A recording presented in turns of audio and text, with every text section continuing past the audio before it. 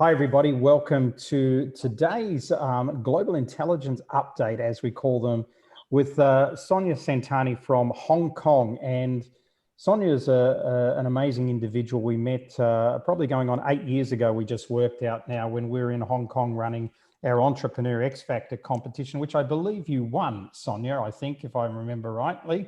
You won the Hong Kong version of that.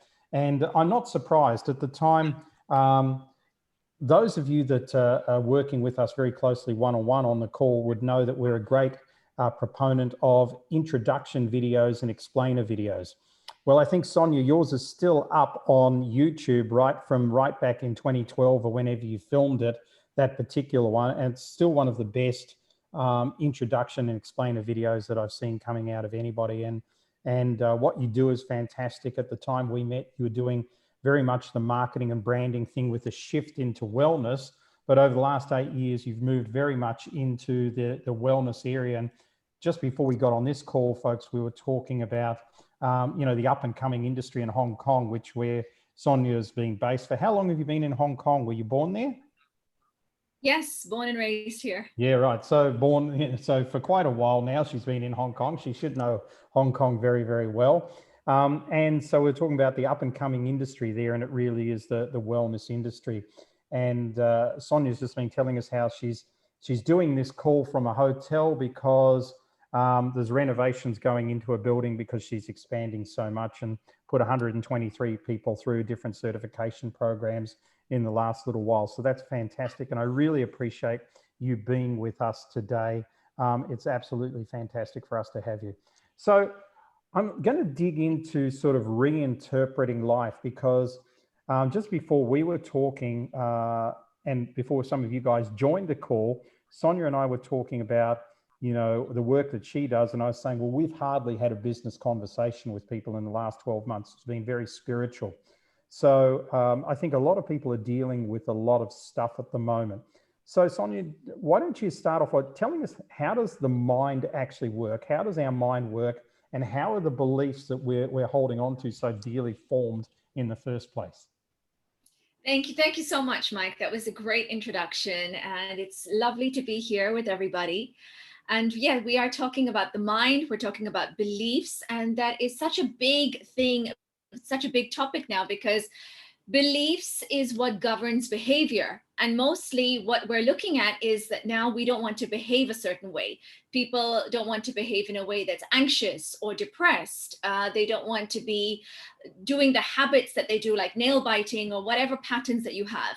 And those patterns come from the beliefs, and the beliefs come from our mind. So it's useful to understand what the mind is and how it functions. And I'm going to put this in a real brief nutshell, because this is like a 1.5 hour topic that I teach.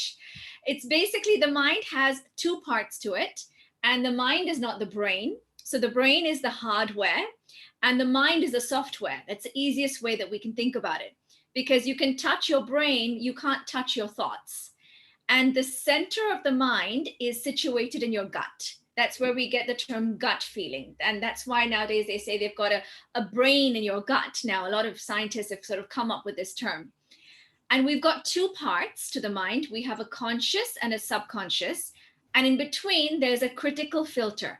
So the conscious mind is the part that we use to think, to analyze, to rationalize. And if you're feeling in charge and doing what you want, the conscious mind is in charge.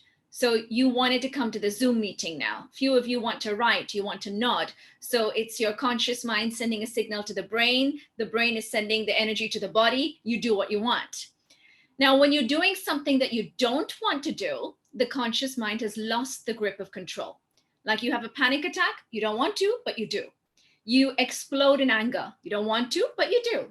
Now, when that happens, the subconscious mind is taking over. And the subconscious mind is that database that just collects data of everything that's ever happened, right from when you were in your mother's womb. And that is basically dictating whatever is going on when you're not in charge, when the conscious mind is not in charge. And this is where our beliefs are situated, in our subconscious mind. So that's a very brief way of explaining it. I hope that's No, it's a good way of explaining. It's fascinating. I just got off a meeting just before this call with somebody who was he's a very high profile individual, and he was with us last week at another meeting that we held, where we're allowed to actually hold public meetings now in Cape Town, which is great. Sorry for the Kiwis on the call that are there, because I know you're still sort of locked down.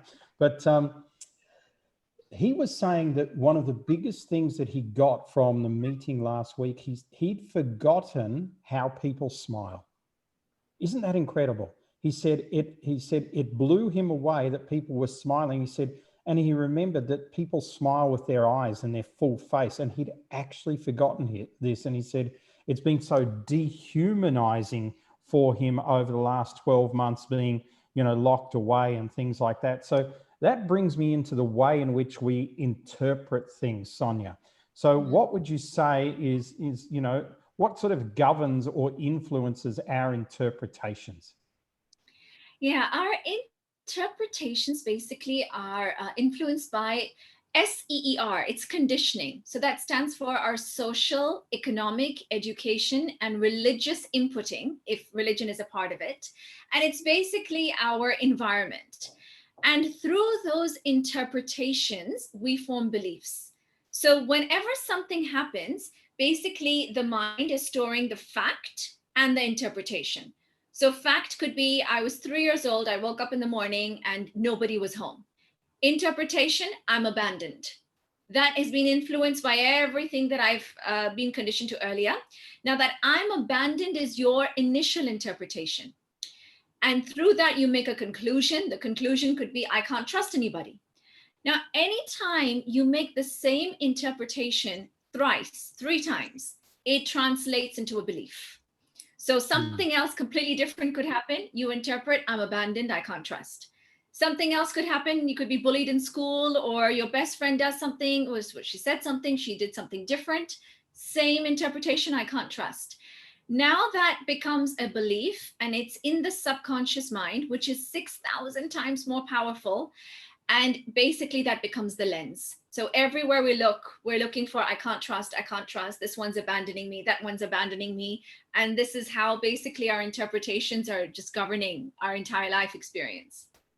And I would definitely say I've been a victim, if you like, to that, because my father and mother got divorced. So when I was like 6 years old, so there's the first abandonment. Then my mother died when I was 15. There's the second abandonment. And then my first girlfriend dumped me when I was like 17. So there's my third abandonment. And by that stage, I mean, I realized through life, I always expect to end up having to do things by myself. So I've pretty much overcome that now, but it became very apparent to me in the last 10 or 15 years that was an issue that went right back and triggered all the way back from those eras there. And I think Lady was explaining to a group of people last week at the meeting we have that it doesn't take a long time to create an imprint in the mind. For instance, she was explaining that when she was 7 years old, she was running across a sports field and a boy held out his leg and tripped her over, and she fell on her face in the mud and everybody laughed. So she had that imprint right from then, that lack of trust, that almost, how could anybody do that and humiliate another person like that? So that imprint was there. But I'm interested to unpack with you, what are some of the key factors that create these type of issues in our lives that we really get stuck with?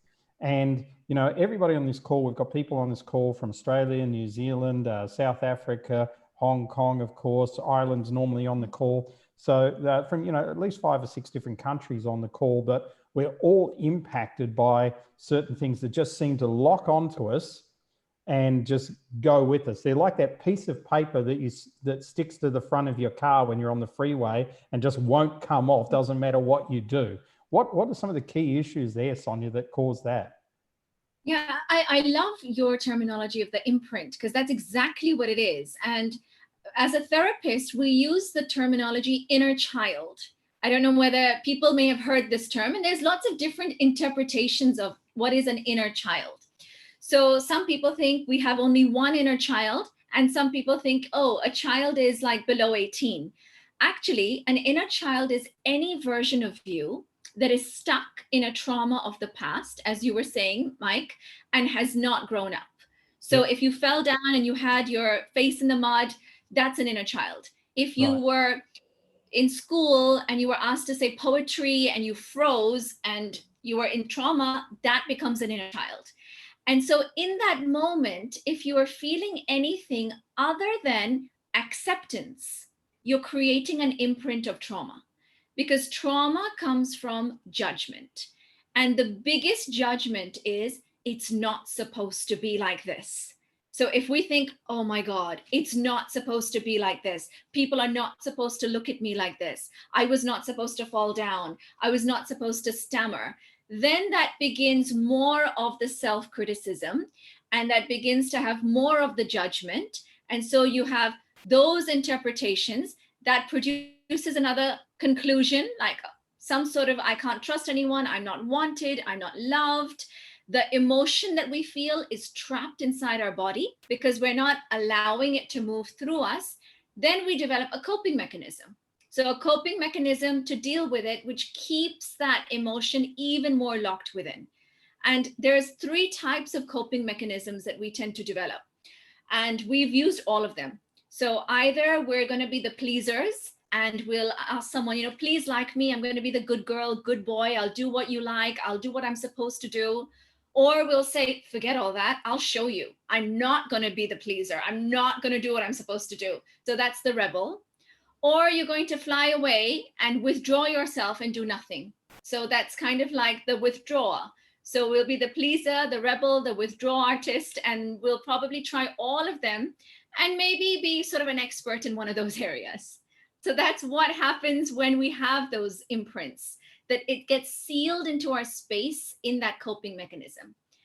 And then it takes time. So either you will do through meditation or through a deep process with a therapist to unravel the interpretation that's been trapped within.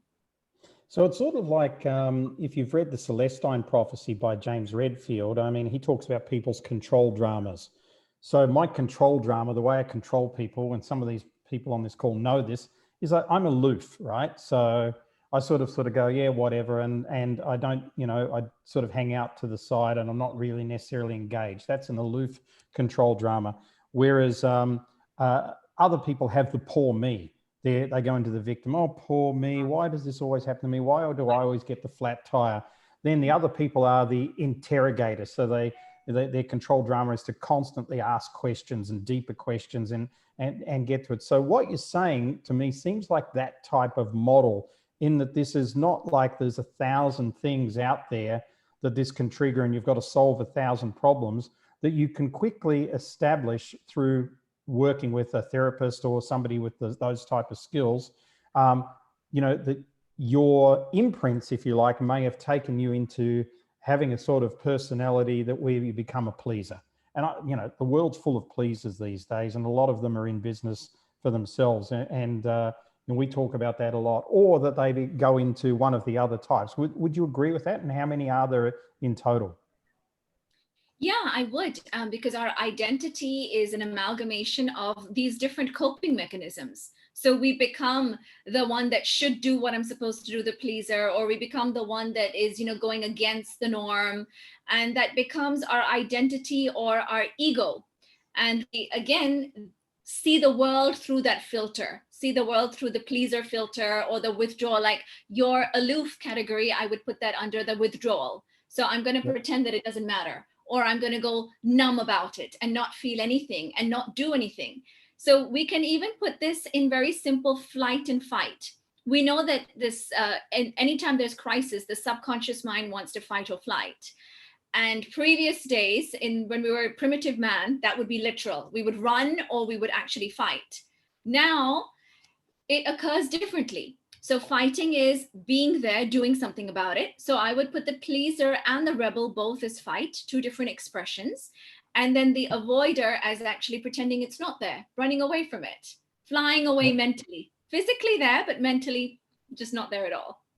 And the avoider would also, because in fight and flight, there's a third category. And I learned this off my friend Glenn Levy, who you met, because he was in Hong Kong with me when we met up. But the third one is freeze. And, he uses the example of, a bear runs out from the forest and starts going, ah, ah, ah. the first thing you don't do is fight or flight. The first thing you do is go and you freeze. So that's almost, and then you make some sort of decision. Will I fight this sucker or will I run away? That's sort of almost the avoider type strategy. Would that be right? Yes, something like that. And when you're freezing, as you said, you're in shock. And when we're in any type of shock, you're already losing consciousness. So you're not present. So whatever decision you make to fight or flight after the freeze is not a conscious decision, because the conscious mind has gone in shock. And that's why it becomes such an innate subconscious response. Yes, that's exactly how it works. And Sonia, I'm really interested in your opinion on this, because I think we're at the precipice of unpacking something here, because with COVID going around the world as it has done in the last 12 months, people have gone into shock.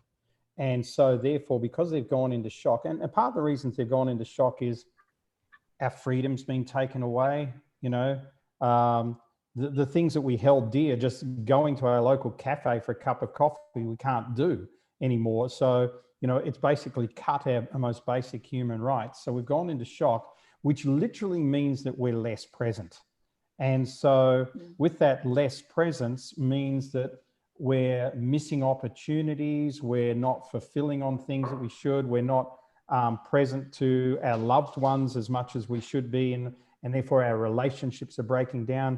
Do you have any sort of comment on that, and even how to get back into presence a little bit more, given what's going on in the world in the last 18 months? Yeah, I mean, COVID is like such a teacher for us. Like, I kind of look at it almost like this avatar that's come here to teach us things. And one of those things is, you know what? We can't plan. We were here living under the illusion that, oh, I can plan and life looks like this. And then you get COVID coming here going, sorry, we've got other things in store for you. And a lot of us have looked at that and been shocked about it and found it difficult to move forward, because we have linked survival with control, because we feel much more comfortable when we're in charge. We feel much more comfortable when we know what's going to happen. And what I don't know scares me, because I don't know how to control it. And so what's missing in this whole phenomenon is the quality of of faith, because faith and fear cannot coexist. Yep. If you have fear, you don't have trust and faith. And if you have faith at that moment, fear is not there. And we've kind of put fear so much on the outside.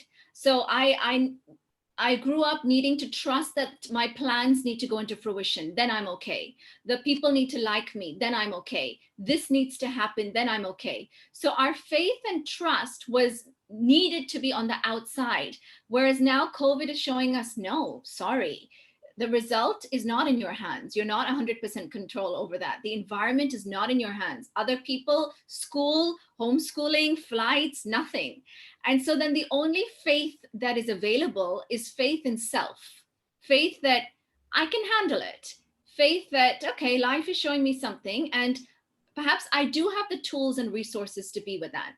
And once we finally start looking inwards and start asking those questions, it's there.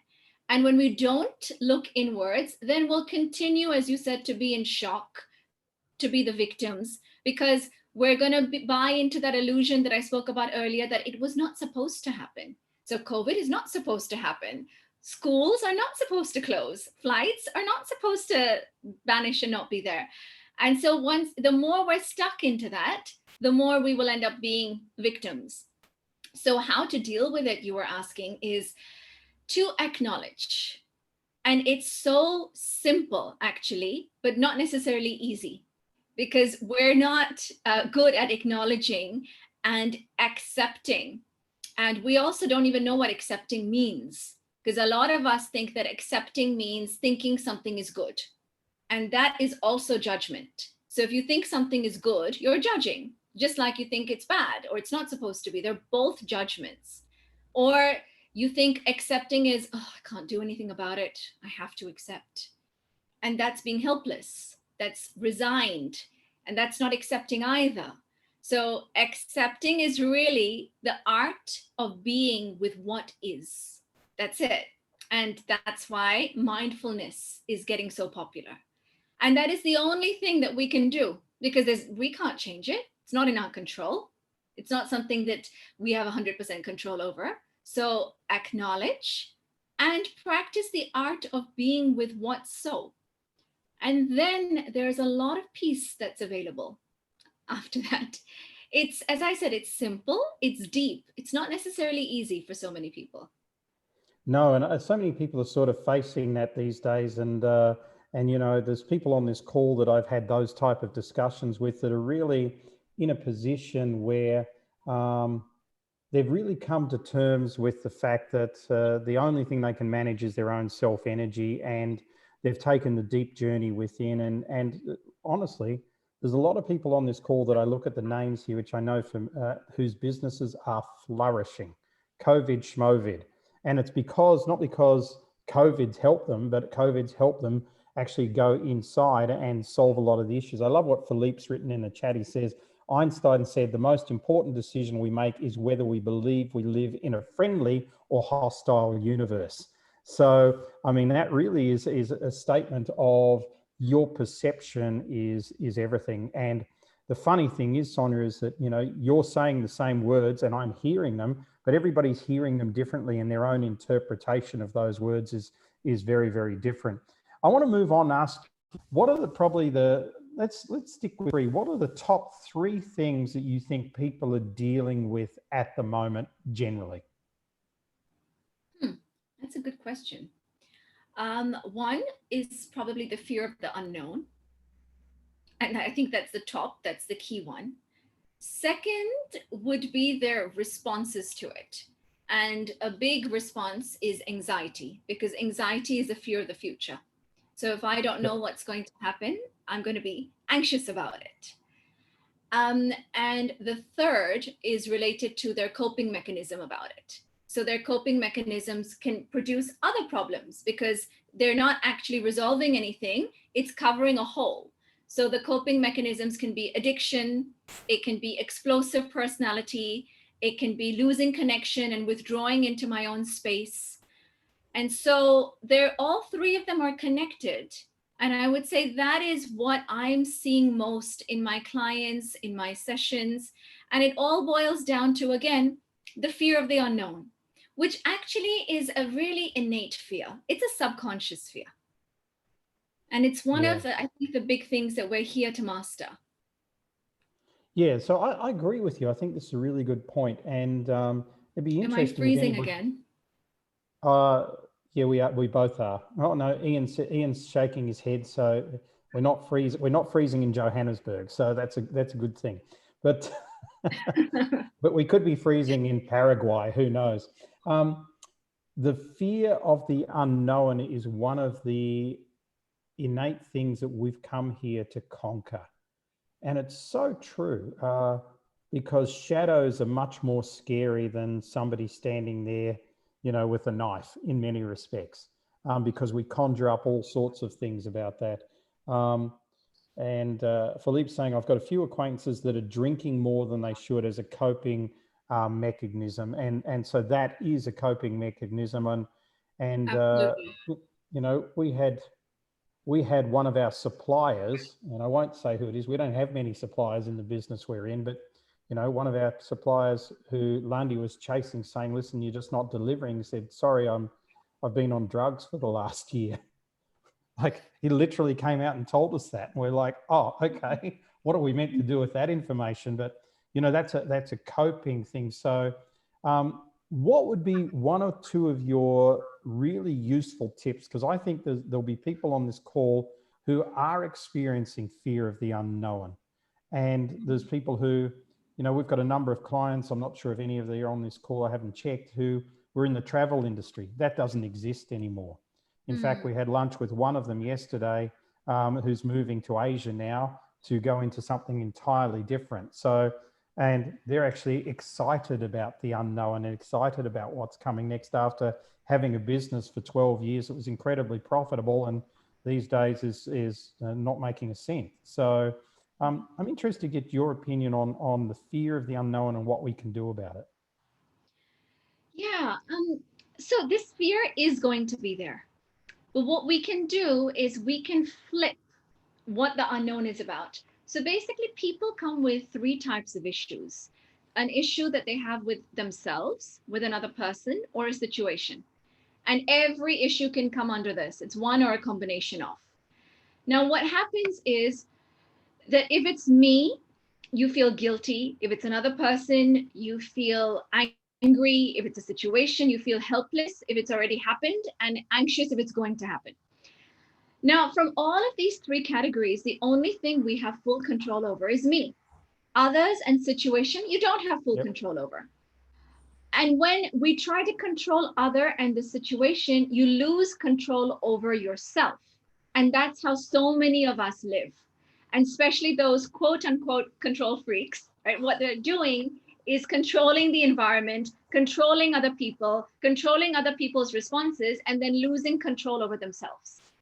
And so if we flip it, that means that we can create known and reference points in self, because you know yourself, you know your thoughts, you know your feelings, you know what actions you're going to take. So you can create known reference points about yourself and start viewing that as something that you can be comfortable with, because it is 100% under your control. And through that, you'll have a different lens of looking at the other and the situation, because you can't ever have full control over them, and it will continue to be on the unknown. But if you can make your responses known, it makes it much more comfortable.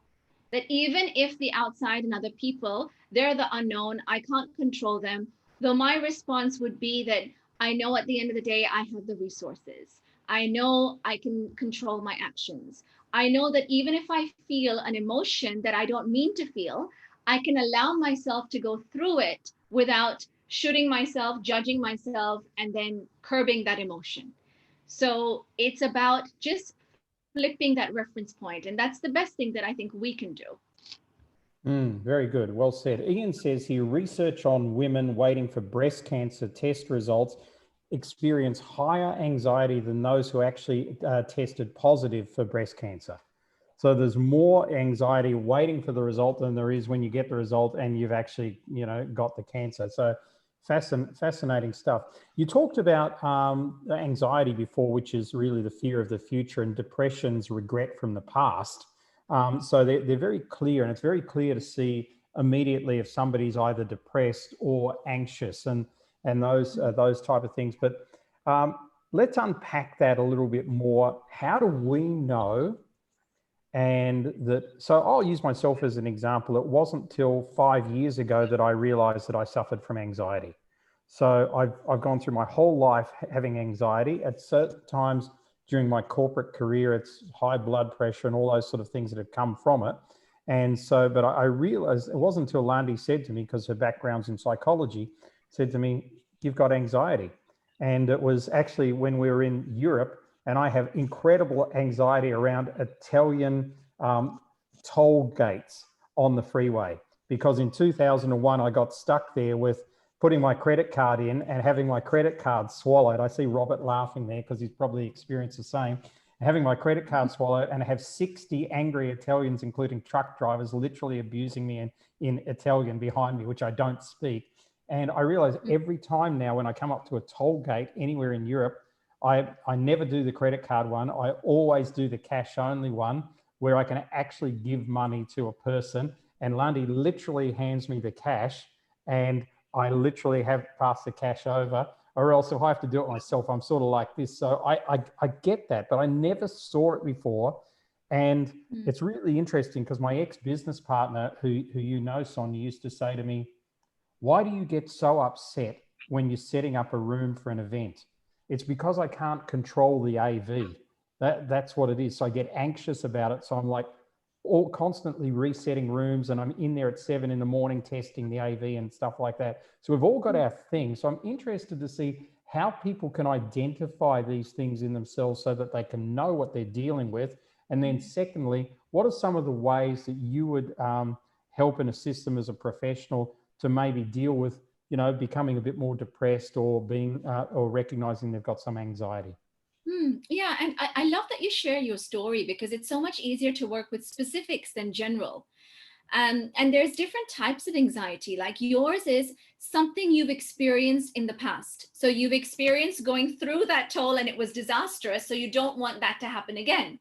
And there are some people that are anxious about something that's never actually happened, but what if, right? So those are two different things. And since yours has happened, now this could be an imprint that we were talking about earlier. That means there could be some part of your consciousness that is stuck in that moment where it happened before.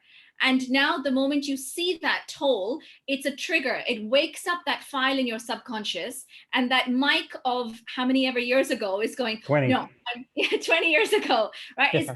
It's hijacking your body. And it's completely hijacked you. And you're thinking, no, can't let that happen again. So in that specific case, if there's something that has happened before, we basically do an inner child healing work where we will get you to go back to that 20-year-old younger than you, Mike, and show him something that he doesn't know. You know, but he doesn't know. And that's simply that it's over. You are not stuck with horns behind you and people shouting and swearing and screaming, because that part of your consciousness could still be there. And it could still be frozen in that mode. And so we pull that consciousness out and finally have that part of you grow up to the age of today. And that is part of the inner child work. The other thing that and as I'm saying it, it's already beginning to happen because I'm kind of doing a little bit of action. And to listen, your mind needs to paint a picture because the subconscious mind thinks in images and the conscious mind thinks in language. So the moment you're imagining something, already the healing is happening. Yeah. And you can perhaps do this later if you like. Yeah, no, it's very good. And I'm definitely not, in terms of that, I'm definitely not as panicky as what I was the first time we started traveling to Europe, and going through those toll gates. And it's interesting because Shazar says here, it's like going through the emotion rather than the thought controlling my emotions. That's true. And guys, you just picked up there that Sonia actually told me to grow up. So I'll take that on board as well. Now, Sonia, let's look at the other side of the coin. Let's look at depression. Now, that's something I've never suffered from, so I can't give you an example. Maybe you've got one from a client that you could share, and some of the work that you did because I'm interested in people that have blind spots, and those blind spots are that, I went through most of my life thinking I wasn't an anxious person until I realized it, and then I saw all the instances where it's cropped up in my life. And when I listen to you there, I go, I know why I get anxious around AV, because, I've done 2,300 events and in probably 500 of them, the AV sucked. So, that's why I got anxious about AV. So I understand that. I can sort of position that, which is why we bring our own AV now. But let's move into the depression side. Maybe you've got some things that you can help people identify some patterns or something like that. Yeah, sure. And, people kind of use this word depression quite flippantly. And so if someone says, oh, I'm so depressed, and yet, that they're taking a shower, they're eating food, they can do their normal day-to-day activities, they're not clinically depressed. They're probably sad. And we honor that. We're not saying that they're lying in any way, but that's not clinical depression. Now, depression, the root of it comes from a sense of loss. That's actually where it comes from, way in the background. And that could be an tangible or an intangible loss. So it could be actually losing a person, okay, a relationship, someone passed away, or it could be losing your identity, losing your job, which is why depression is so prevalent nowadays, because people are facing so much loss. And then there's a hole in the system and you don't know what to do about that hole. So depression is a typical flight coping mechanism. Your consciousness has just left the body. And if you see somebody that's actually clinically depressed, it is hard for them to even focus on you, on what you're saying. It's difficult for them to take a shower. They tend to just sit down and they have hypersomnia or insomnia. They're either sleeping all the time or not sleeping. And they are not able to function day to day because they feel that immense sense of loss.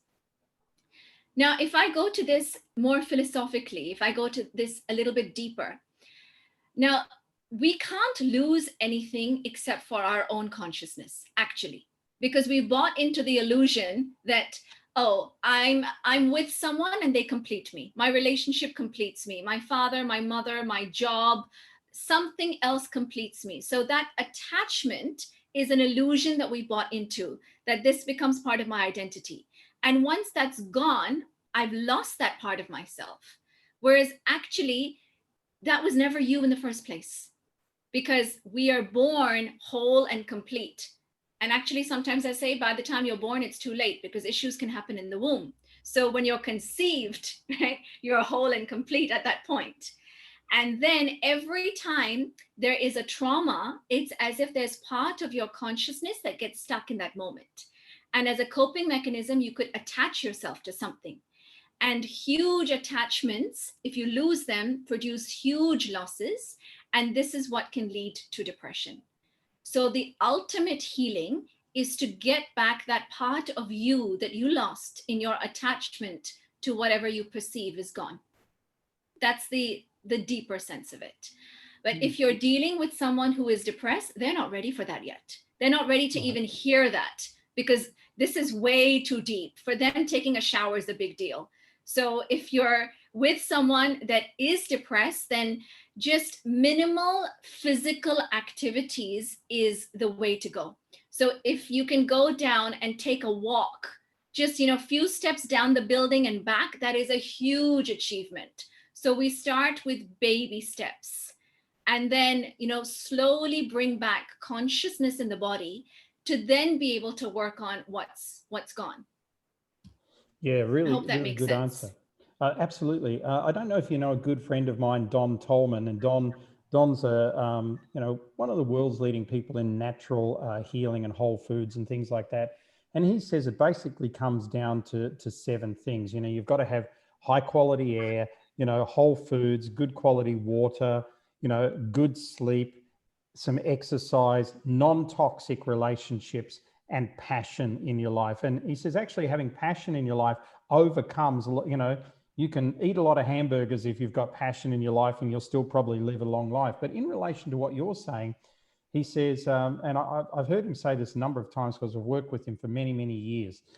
He said, if you ever feel slightly depressed, and I'm not talking about the level that you're talking about, if you're ever feeling really down, just go for a walk. It's actually impossible to feel depressed while you're walking. There's something inside your body, and I've tried it. I promise you, on lousy days, I've done it. And he's right. It's actually impossible to feel bad when you're actually going for a walk, even if you just walk around the block. So I think that was really great advice. I want to pick up something with you that that I think I'm seeing more and more with people these days, and that is people getting triggered. And we're in a society right at the moment where, we've been locked up, so we're a bit more anxious, we're a bit more angry at things and everything like that. So we're looking for excuses, some of us, to get triggered. The phone company sends us the wrong bill, or a plumber doesn't turn up on time, or some other damn thing happens and it triggers us. So what can we do to really bring ourselves back to center emotionally, to remove these triggers? And I guarantee you there'll be people on this call that are going, yeah, I found myself more triggered in the last 6 months than maybe in the last 5 years together. So have you had any experience with that? Yeah, and triggers are basically, in my words, it's kind of getting hijacked, where your conscious mind is not in charge anymore. So something else is taking over. And in the moment of trigger, it's too late. So if you really want to do something about it, the preventative, it needs to be before. And that's where you do your rituals, your night rituals, your morning rituals, your priming rituals. In the moment of trigger, the best thing you can do is to acknowledge and breathe through it. So you're not pretending, you're not getting hijacked, you're not coping. You take a moment to yourself and you acknowledge, yes, I accept, I am angry, I am sad, I'm hijacked by something. What happens then is the emotion is already felt. Like if someone says to you, don't be angry, and you're angry, it's actually not very helpful at all, right? So the anger doesn't go just like this. It just gets suppressed or it explodes. So if you kind of acknowledge and admit, I'm angry, what you're going to do is allow the emotion to go through you like a wave, which is what emotions are supposed to do anyway. Because the nature of emotion is that it's a transient experience of life. That's why they call it E-motion, energy in motion. So it's supposed to kind of motion through you. And if you accept that you're feeling something and you breathe through it, you'll find that there is a beginning, a middle, and an end. Then you're going to feel something else. And it's actually over. And a lot of people say that give it 90 seconds. It's not even that long. You're feeling something, feel it fully. Now, feel it fully doesn't mean please go beat someone up or bash someone up. It's about the acknowledgement of it, right? And breath is such an important tool for this, because through our breath, we can allow or we can curb. Yeah, someone said, let it pass. It is exactly that. It is let it pass, allow ourselves to go through it. And that is in the moment of trigger. To prevent it, as I said earlier, a really useful exercise would be a night review just before going to bed.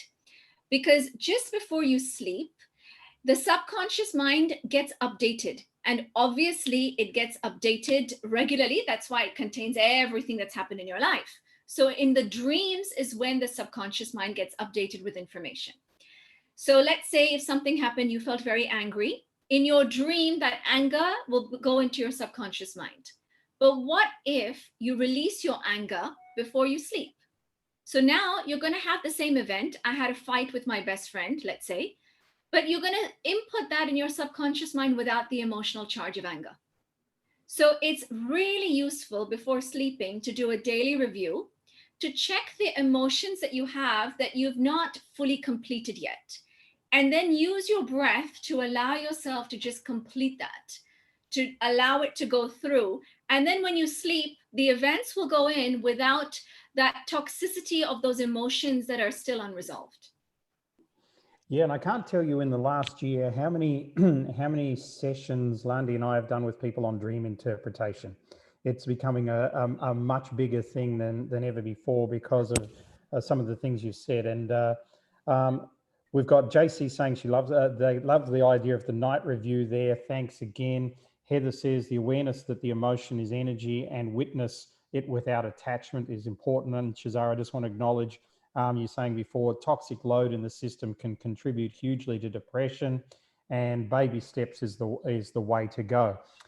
Sonia, let me pick up one other thing. Oh, this one. I've got a couple more questions, and then I just want to throw it open for anybody else who wants to jump in and ask a couple of questions for you.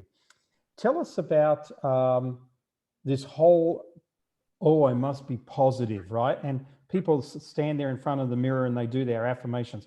I am positive. I am positive. I am positive. So I know that we've got a client in New Zealand who said he trained himself to be so positive that he was so positive that he was depressed and couldn't get out of bed, that it would fix itself. And he didn't get out of bed for a month.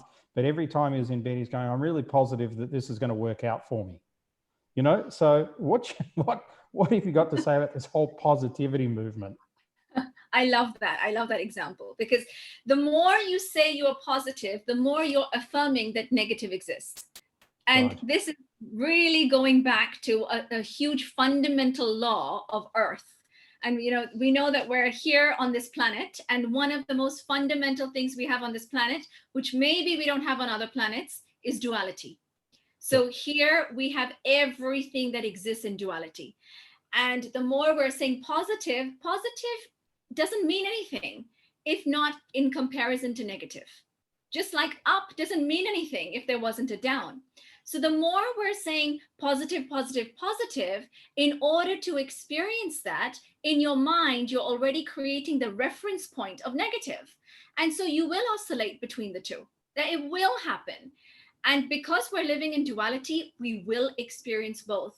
And I think that's another illusion that a lot of people are living in. And oh, I'm only supposed to be happy. I'm only supposed to be positive.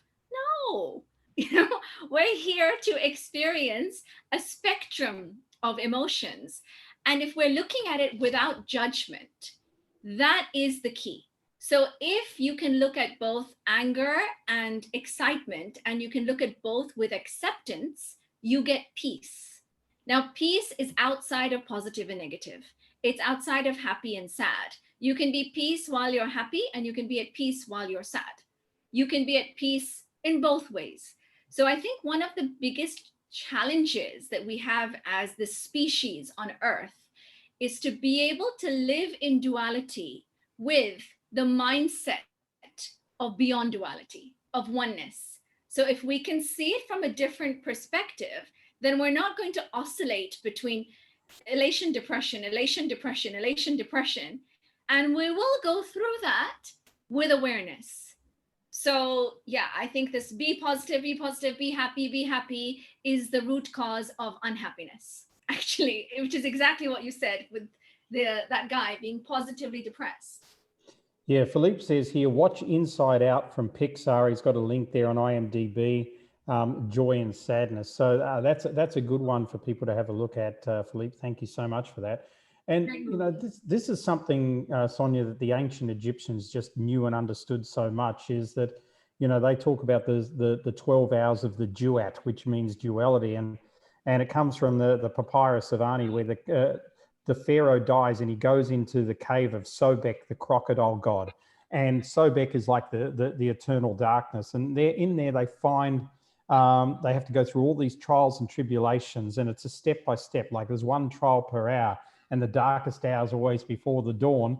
And then when you dawn, you're rebirthed. So we should actually welcome this, because it's no different than spring, summer, autumn, winter. We have winter in our lives. And sometimes those winters are a day, sometimes they're a week, sometimes they can be months on end. But outside of that winter, guess what comes after winter is spring. So, you know, if you're in winter in your life, you should be going, wow, this is cool, because there's a really cool spring coming up next. Let's look at the way that, and you're sort of touching on this now, but let's look at the way we can reinterpret what's going on in our life from a very conscious viewpoint. And do you have any comments or anything you'd like to share on reinterpreting things that happen to us or with us? Yeah, I think the whole crux of whatever I've said so far is access to reinterpretation. And the reinterpret is basically looking at whatever we've judged through the lens of acceptance. Because whatever we've judged will be with duality, the lens of duality. It's wrong, it's not supposed to be, it's bad. Oh, look, it's good, it's nice, it's the way it's supposed to be. Now, either way, we're going to jump into those polarities. And to reinterpret life with the lens of I accept, which is almost like the way that it is supposed to be. Now, what can I learn? It's a huge question. And sometimes it's, as I said, it's not easy, it's simple. So COVID, for some people, the way that it is supposed to be. Now, what can I learn? Now, we were just talking about seasons, right? So winter is the ending of a cycle and spring is the beginning. And so if we're not interpreting ending with loss, like that, which leads to depression, then the ending is the way that it's supposed to be. It's supposed to end. The beginning is again what the way it's supposed to be. You know, I do a lot of work in past life. I know some people may not believe in it. I'm going out on a limb and just naming that. So I do past life you're regression. in a pretty friendly audience with that one. Okay, great. And I love it. So I've seen about, almost 200 of my own past lives. I'm a therapist, and I often lead people through a process called LBL, which is life between lives. So when you finish one life and before you're born again, what happens? It's the interlife. We call that the interlife period. And in that interlife, something has ended and something else hasn't begun yet. It's almost like you're planning. From my perspective, I think that's where we are at now in consciousness. Yeah. Like with COVID, something has ended in the way that we used to work in our mindset, and something has not begun yet. The spring is not here yet. We're actually in an interlife, and it's a beautiful place to be, because in that interlife, you choose what the next life is going to be about. You choose which father, which mother, what purpose, what am I going to do? What are the lessons? And now it's time for like great choice. if we choose to look at it that way. Oh, I love what you said, and I think it's spot on. I think that really resonates with me personally because, you know, I studied all the Mayan prophecies and everything like that, and you know, everybody thought the end of the world was 2012, December 21st, 2012, but really, it's very biblical in many respects, and if you look at the rapture in the Bible and what happens there, where people have to choose which side they're on. Am I going with the Antichrist or am I going with God? You know, that's basically the story. But I think that's very applicable to what's going on in society at the moment, is that you have to make a choice.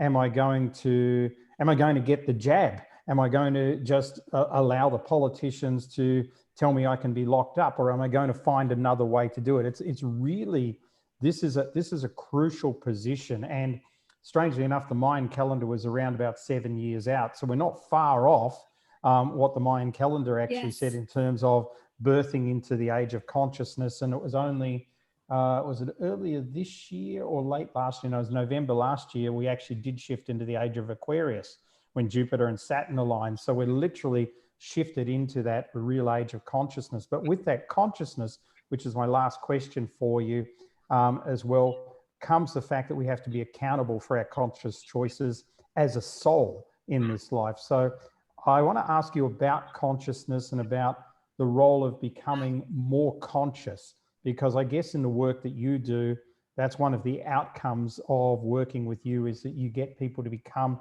literally more conscious. So is there anything you want to speak to on that?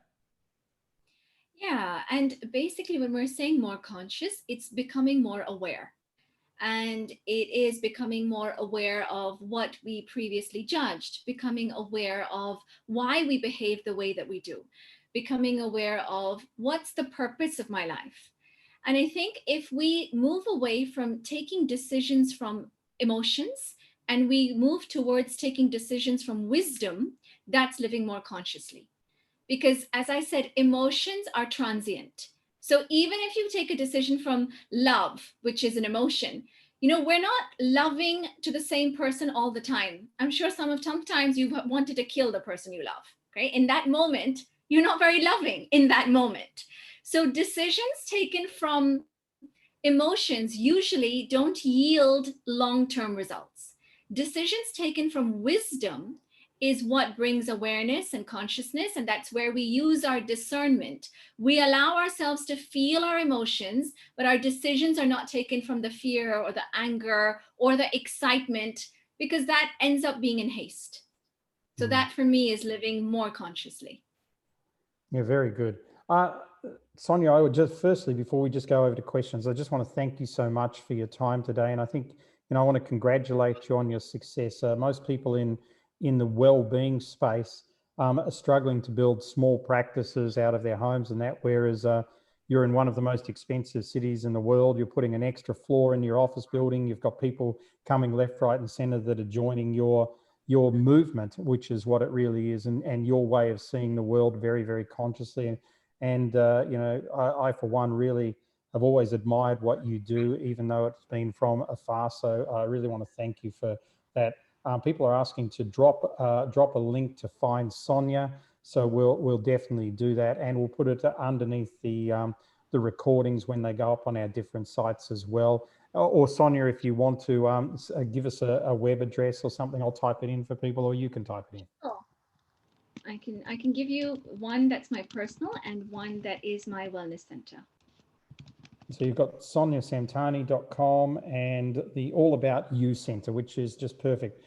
So folks, I'll say goodbye to the people on the recording here. Bye-bye everybody on the recording. Thanks for listening. And then